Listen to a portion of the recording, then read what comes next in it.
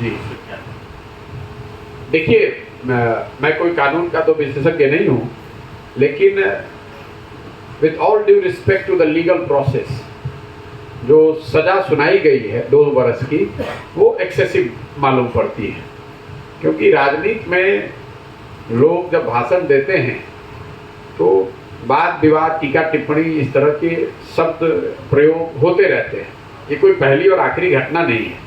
उस पर 2 साल की सज़ा मुझे ज़्यादा दिखती है। दूसरी बात, भाजपा के मित्रों को, समर्थकों को मैं इतना ही कहना चाहूँगा कि आपके ही एक बड़े नेता वाजपेयी जी ने बड़ा अच्छा कहा है कि छोटे मन से कोई बड़ा नहीं होता। अगर अदालत ने निर्णय दे भी दिया तो सदस्यता को छोड़ दिया जाना चाहिए था। उनको कम से कम इतना अवसर दिया जाना चाहिए था कि वो ऊपरी अदालतों में जाकर इस निर्णय को चुनौती दे। अगर वहाँ से भी नहीं होता तो अपने आप सदस्यता खत्म हो जाती है। कुछ लोग ये भी कह सकते हैं कि भाई हम लोगों ने नहीं सदस्यता खत्म की है तो कानून है, लेकिन फिर वही बात मैं दोहराऊंगा, आज सरकार में है, आपको मन बड़ा रखना चाहिए। छोटे मन से बड़े नहीं बन सकते हैं, और ये बात मैं नहीं, आदरणीय वाजपेयी जी ने कहा है। और तीसरी बात, कांग्रेस के लिए ये कहूँगा कि आप दुखित हैं, आपको लगता है कि आपके साथ गलत हुआ है, वो ठीक बात है, लेकिन आप पॉलिटिकल पार्टी हैं। मेरा अपना मानना है कि कांग्रेस में ज़्यादातर लोगों को आज भी इस बात का एहसास ही नहीं है, समझ ही नहीं है कि what they are up against. उनको पता ही नहीं है कि उनकी लड़ाई किस लड़ाई में वो हैं। आज भी वो समझते हैं कि दिल्ली में बैठ के ट्विटर पे ट्वीट कर देना या पार्लियामेंट तक मार्च कर देना, उससे तो राजनीतिक लड़ाई आप नहीं लड़ सकते। राजनीतिक लड़ाई तो गांव में लड़ी जाएगी, जमीन पर लड़ी जाएगी, गलियों में लड़ी जाएगी, बूथ पर लड़ा जाएगा। जब तक आप वहां पर नहीं दिखेंगे तब तक इस तरह की घटनाओं में आपके साथ ये होती रहेगी, और वो सही है या गलत है। लेकिन राजनीतिक दल के तौर पर आपको विपक्ष की भूमिका सिर्फ इतनी नहीं है कि जब आप परेशान हो तो आवाज उठाइए, इतनी नहीं है कि जब आप परेशानी में हो तो ट्विटर पर आके बोल दीजिए और ट्वीट कर दीजिए और प्रेस कॉन्फ्रेंस कर दीजिए। जैसे पूरे देश में 1 लाख से ज़्यादा पंचायत, कल कितने पंचायतों में कांग्रेस के वर्कर खड़े होकर या बैठकर इस बात को जन जन तक पहुंचाने की स्थिति में है कि भाई उनके लोगों के साथ अगर गलत हुआ भी है तो आपको बताना तो पड़ेगा, आपकी बात लोगों तक पहुंचनी तो चाहिए। तो हम लोग बिहार में बैठे हुए हैं, मढ़ौरा में कल मैं 20 किलोमीटर चल के आया, मुझे तो कहीं कोई कांग्रेस का कोई वर्कर, कोई समर्थक ऐसा नहीं दिखा जो इस बात को लेकर जनता के बीच में हो, रोड पर हो, सड़क पर हो। तो मेरा ऐसा मानना है कि कांग्रेस को या जो भी विपक्षी दल हैं, अगर आपको लड़ाई लड़नी है और आप उसके प्रति गंभीर हैं तो आपको ये समझना होगा कि ये किस तरह की लड़ाई है और उस तरीके से उसमें प्रयास करना होगा। सिर्फ मीडिया के जरिए या सोशल मीडिया के जरिए आप अपनी बात रख सकते हैं, उससे थोड़ा हो हल्ला भी होगा, लेकिन जब तक आप बात गांव तक नहीं पहुंचाएंगे, लोगों को अपने साथ इस मुद्दे पर नहीं जोड़ेंगे और वो चुनाव के रिजल्ट में परिणत नहीं होगा, तब तक आपको कोई गंभीरता से नहीं लेगा। आज ये घटना हुई है, 2 महीने के बाद कर्नाटक में इलेक्शन होगा। अगर कर्नाटक में भाजपा जीत कर आ जाए तो पूरा देश मान लेगा कि भाई कोई गलती नहीं हुई है। अगर आप कर्नाटक में भाजपा को चुनाव हरा दीजिएगा तब लोग मानेंगे और आपके साथ जुड़ेंगे। तो कहीं ना कहीं कांग्रेस को ये समझना होगा, या जो भी विपक्षी दल है, जो भी भाजपा से लड़ रहे हैं, कि आप पहले समझिए कि भाजपा की ताकत क्या है, आप किसके खिलाफ लड़ रहे हैं, उनकी ताकत क्या है, और उससे लड़ने के लिए, लंबे लड़ाई के लिए तैयार होना होगा, आपको संघर्ष के लिए उतरना होगा।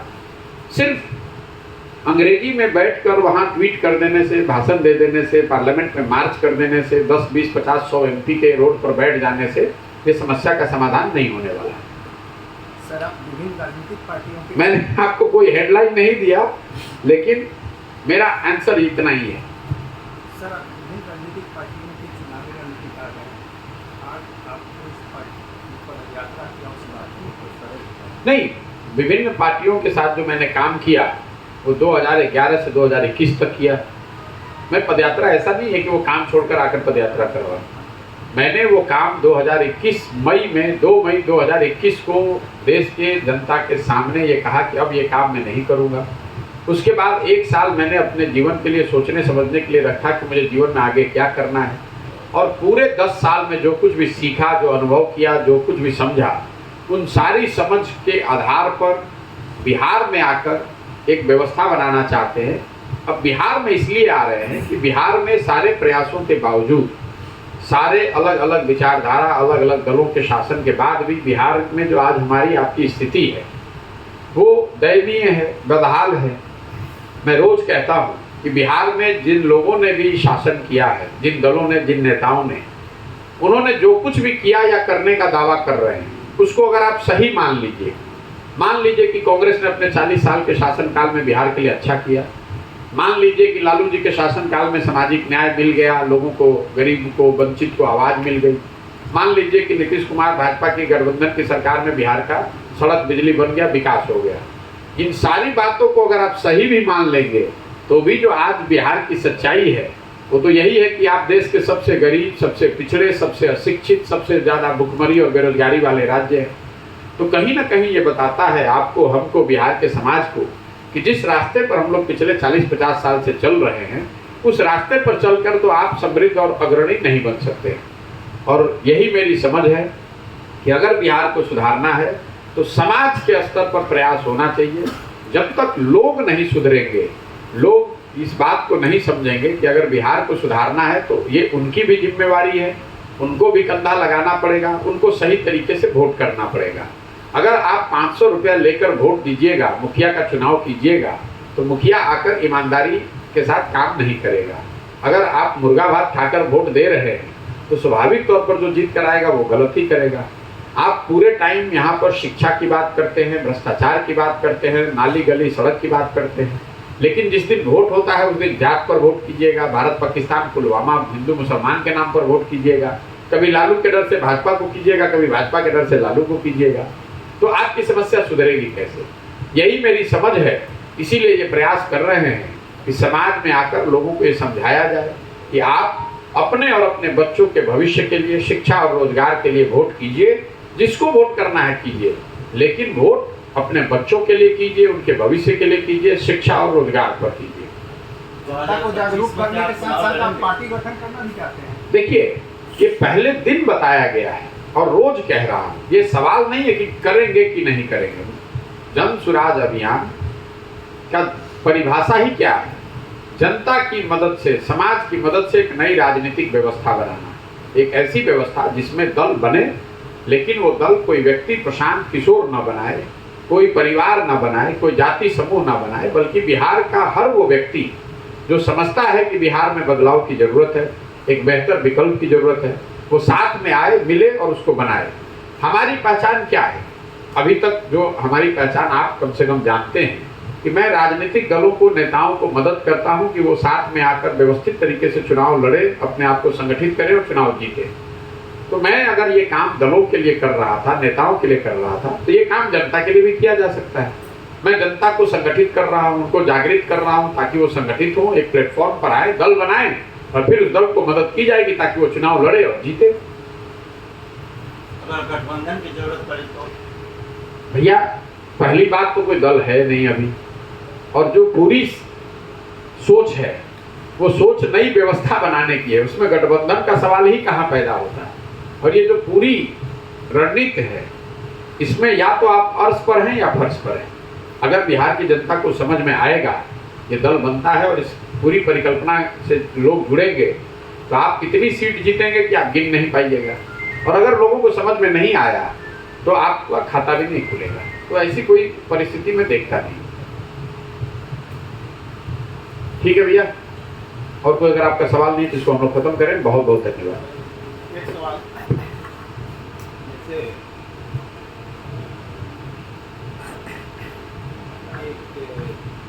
नाटक हुआ करता था जुलूस। कौन सा नाटक? जुलूस। अच्छा। उस नाटक में दिखाया जाता था सर कि जनता को कि आपकी सही मंजिल तक आपको हम पहुंचाएं और जनता उसके पीछे पीछे लग जाए।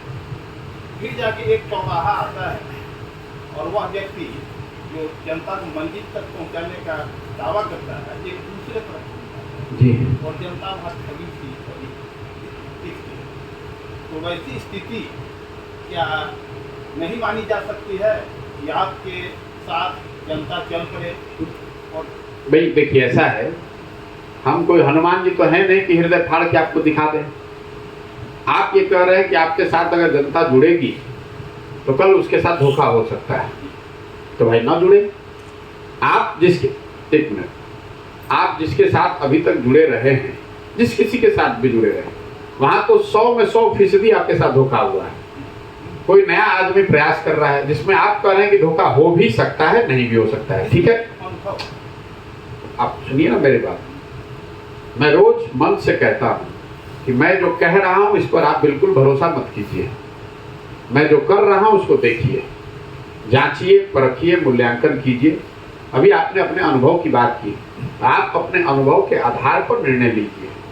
अगर आपको अनुभव ये बताता है कि नहीं, जिस पुरानी व्यवस्था से आप जुड़े हुए हैं वही ज़्यादा बेहतर है, तो वहीं पर जुड़े रहिए। आपको कौन बुला रहा है कि आके इसमें जुड़िए? हम किसी को कोई प्रलोभन तो दे नहीं रहे। हम एक बात बता रहे हैं कि हमारी समझ से बिहार की स्थिति तब तक नहीं सुधरेगी जब तक आप अपने और अपने बच्चों की चिंता नहीं कीजिएगा। भाषण देने से, बिहार की समस्याओं की गणना करने से, उस पर लिखने से बिहार नहीं सुधरेगा। सबको मालूम है कि बिहार में क्या समस्या है, लेकिन जब आप वोट करने जाते हैं, जब ताला को खोलने की बारी आती है, तो चाबी आप शिक्षा की लगा ही नहीं रहे, तो शिक्षा व्यवस्था सुधरेगी कैसे? आप, मैं जो बोल रहा हूँ गाँव में, उसको सुनिए। मैं तो लोगों को बता रहा हूँ कि आपको नेता नहीं ठग रहा है, क्योंकि अगर कोई आपको नेता ठगता तो एक बार ठग लेता, 2 बार ठग लेता, 50 वर्ष से कैसे ठग रहा है? अगर आप 50 वर्ष से ठगे जा रहे हैं तो इसका मतलब है कि गलती आप में है, कहीं ना कहीं गलती आप में है। आप वोट दे रहे हैं जाति के नाम पर, तो स्वाभाविक तौर पर बिहार में हर जगह जाति की प्रमुखता बनी हुई है, जाति की चर्चा हो रही है। आप वोट दे रहे हैं 5 किलो अनाज पर, तो बिहार में कितना भी भ्रष्टाचार है, 4 किलो अनाज काट के मिल रहा है। आप वोट दे रहे हैं हिंदू मुसलमान के नाम पर, भारत पाकिस्तान के नाम पर, तो आप टीवी खोलते हैं तो भारत पाकिस्तान आपको रोज सुनाई दे ही रहा है। आप वोट दे रहे हैं राम मंदिर के नाम पर, तो 30 वर्ष के बाद ही सही लेकिन राम मंदिर बन ही रहा है। आप वोट दे रहे हैं बुलेट ट्रेन की कहानी सुनकर, तो गुजरात में 1 लाख करोड़ का बुलेट ट्रेन बन ही रहा है। जब आप वोट अपने बच्चों की शिक्षा और रोजगार के लिए दे ही नहीं रहे हैं, तो कोई नेता आ जाए, ये सुधरेगा कैसे? तो आपकी जो समस्या है उस पर वोट दीजिए, अपने आप सुधरेगा।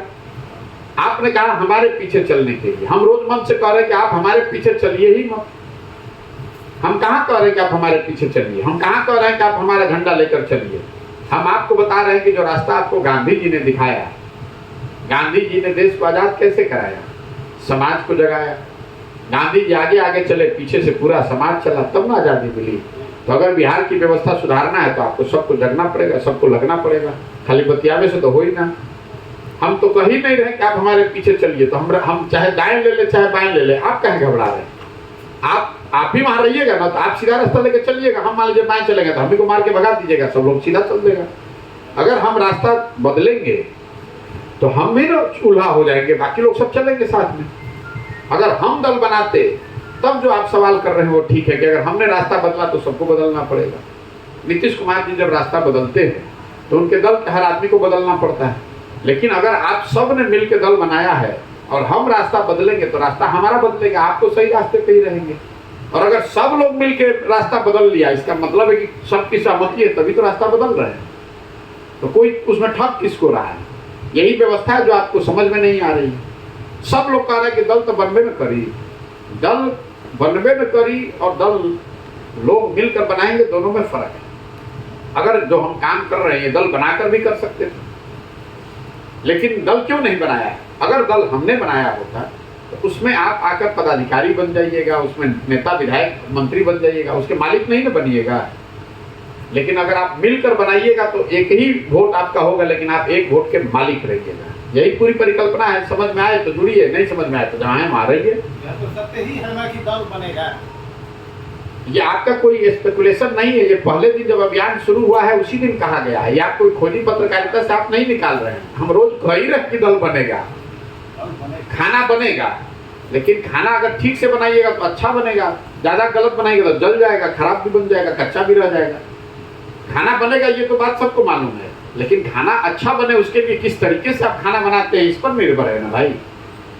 आप गलत तरीके से खाना बनाएंगे तो खाना जल सकता है, कच्चा रह सकता है, बेस्वाद हो सकता है। और ठीक से बनाइएगा तो वही खाना बहुत स्वाद वाला हो सकता है, आपके स्वास्थ्य के लिए बेहतर हो सकता है। बहुत बहुत धन्यवाद जी। आपके नगर में सर कौन सी पार्टी ऐसी है जो कुछ अच्छा की है? सब लोग अच्छा, हमने तो पहले कहा कि सबने जो कहा, जो जिसने जो किया, जो करने का दावा किया